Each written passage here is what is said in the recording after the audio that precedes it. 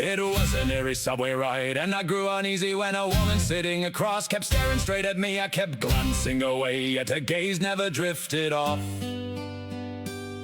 Soon a tall man in a trench coat got on and took the seat right next to me, but she still fixed her eyes only on me. The two men seated beside us stayed completely motionless, never turning to look my way at all. I tried to distract myself with my phone, yet every time I lifted my head, that unblinking stare was still there. As the train slowed for the next stop, the man beside me stood to exit. Out of the blue, he firmly grabbed my arm and pulled me off the train the second the doors opened. The subway pulled away, leaving me stranded on the platform with a stranger. I screamed for help, but he told me to calm down and explained he'd saved my life. The woman across from me was long dead, and those two men were propping up her body to make her look alive. The whole house was filled with the warm aroma of cinnamon rolls my wife had been baking all afternoon. She wandered over wearing cozy socks, cheeks dusted with flour and a big grin, holding out a spoon and asking me to try a new recipe. Assuming it was fresh batter, I closed my eyes and opened my mouth eagerly. Instead, she shoveled a full spoon of pure dry cinnamon down my throat. A cloud of spice powder rushed in, leaving me gasping and choking. The cinnamon quickly turned into a thick paste in my throat, blocking my airway. I flailed around, unable to breathe, and collapsed onto the kitchen floor. My wife laughed wildly at first, but when she saw how serious my condition was, she panicked and called an ambulance right away. On the stretcher, I took off my oxygen mask and told her we were breaking up, coughing cinnamon all over her. The ambulance door slammed shut, ending everything between us after this terrible prank. Jessica ran to me in tears, saying a male coworker stored brass knuckles, a folder with her apartment passcode and private photos of her inside his desk. I contacted security and unlocked his desk, finding all the items exactly as she described. I pulled him out of a meeting to confront him, and he insisted it was all a misunderstanding. Just then, the 5 o'clock work bell rang. Jessica smiled and walked past, saying she was going to meet a friend.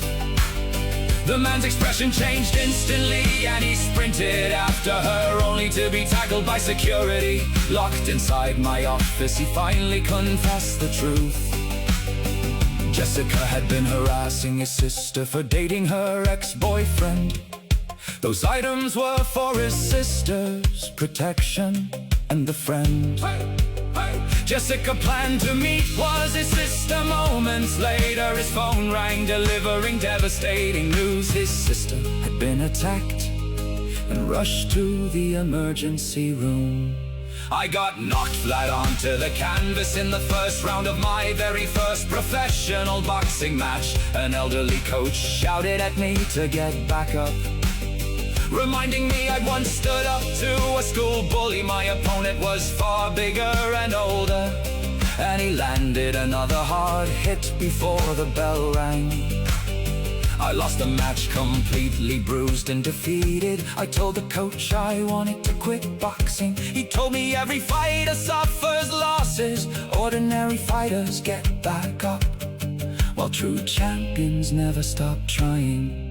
His words inspired me, so I started training twice as hard. I ran at dawn, practiced sparring, and punched the heavy bag until my knuckles bled. A year later I claimed victory after victory. As time passed, the old coach fell ill and eventually passed away.